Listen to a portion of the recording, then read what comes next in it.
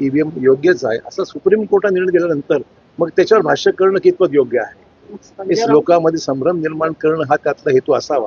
परंतु मला वाटतं जे काही झालेलं आहे ते उचित झालेलं आहे.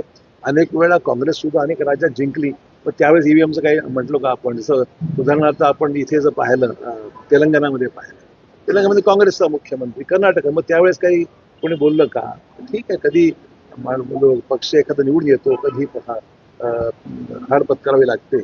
त्यामुळे सुप्रीम कोर्टाचा निर्णय निर्वाळा जो आहे तो ग्राही मानूनच त्याच्यामध्ये सुप्रीम कोर्टने सर्व मध्यंतरीच्या काळामध्ये त्या मशीन्स टेस्ट पण झाल्या होत्या, आव्हानही केलं होतं तुमच्याकडे बोलायला असेल तुम्ही या आणि तुमची भूमिका मांडा.